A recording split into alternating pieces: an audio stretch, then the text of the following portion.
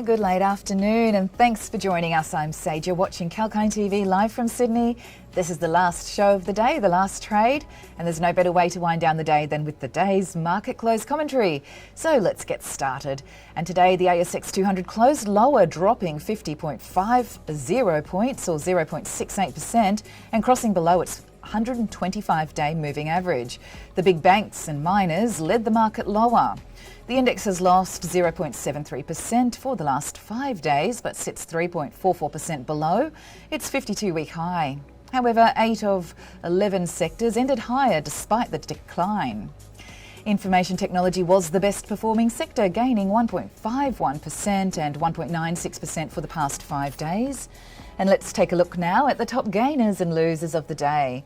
And the top performer on the ASX pack was Unity Group after telling shareholders it expects to meet or beat market consensus forecasts. Shares surged as much as 8.2%. And following suit was Nickel Mines, up 5.9%. After it revealed that its Angel Nickel project is well ahead of schedule. Other gainers of the day were Eagers Automotive, Appen and Mesoblast. New Farm was today's top laggard, down 8.7%. Investors seemed hesitant because they were not expecting to see the same strong performance until the 2022 to 23 financial year. And CBA shares dropped 8.2% today. Other laggards were Chalice Mining, Iluka Resources and Evolution Mining. Let's now shift the focus to the stocks that fetched investors' attention today. Afterpay Chair Alana Rubin and co-CEO Anthony Eisen have crystallised their pitches to the buy now, pay later titans. Shareholders ahead of the final vote on the Square acquisition in under 3 weeks. The combination is likely to make Afterpay more influential on the global stage. And shares traded up by over 2% today. New Farm CEO Greg Hunt addressed the steep 8.27% drop in the company's share price today. He said that investors may be hesitating because they were not expecting to see the same strong performance until the 2022 to 23 financial year. The agricultural chemical company's revenue rose by 10% in the 2020 to 21 financial year. Hunt added that earnings and revenue growth would be much stronger in the 2023 to 24 than the current financial year.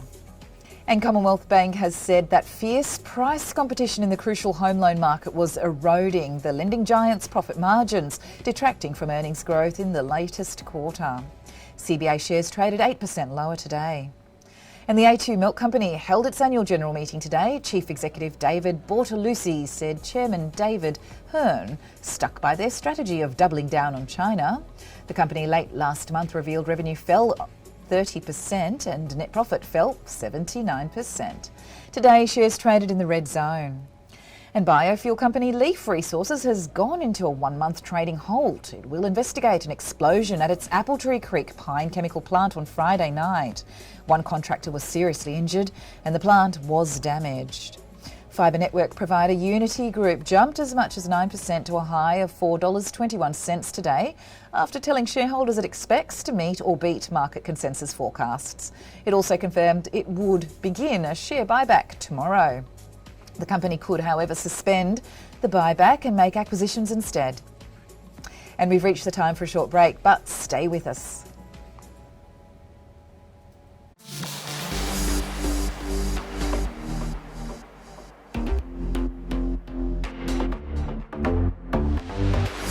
Hi, I'm Sage, and get ready to take the crypto ride with me on Kalkine TV. Watch the Crypto Buzz every Tuesday and join the excitement at Kalkine TV. From Bitcoins to NFTs to Dogecoin and DeFi, we have updates about everything around these digital currencies. Understand the investing rationale and the risks involved in the space with me, Sage, on Crypto Buzz. Keep watching Kalkine TV.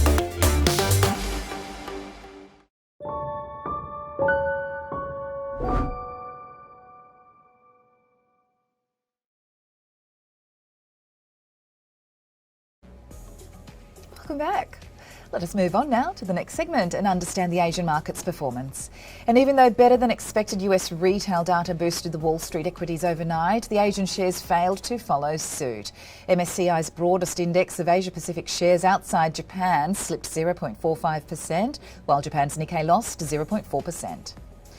And in the next segment, let us skim through some of the economic updates. And the US retail sales surged in October as Americans eagerly started their holiday shopping early to avoid the empty shelves amid shortages of some goods because of the ongoing pandemic giving the economy a lift at the start of the fourth cycle.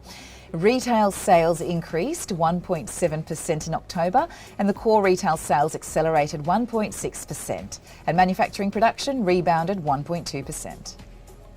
In Australia, wages growth in the September quarter rose to 0.6% from 0.4% in the June quarter, according to the Australian Bureau of Statistics. The private sector was the main driver of the change, rising 0.6% in the quarter. And the Reserve Bank wants to see annual growth for 3%, which it expects will keep inflation sustainably within its target range of 2% to 3%. And now in the last segment of the show, let's take a quick look over the buzzing crypto market performance. And cryptocurrencies fell on Tuesday, with Bitcoin briefly dipping below $60,000 and Ether touching its lowest level in months, in a broad-based retreat from the recent record highs. And notably, Bitcoin has more than doubled this year, while Ether is up about sixfold. The global crypto market cap has dropped nearly 10% in the past few hours to US $2.7 trillion. And meanwhile, concerns about China continuing its regulatory crackdowns remain. The country is likely to study the option of levying punitive power prices for companies that are involved in cryptocurrency mining. And thanks to your company on that report. Hopefully you found it informative, but that's a wrap, folks. And we'll be back on tomorrow live from Sydney at about 9:30 in the morning with the first report on the pre-market scenario to prepare you for your trading day. Take care and stay safe till then. Sage signing off.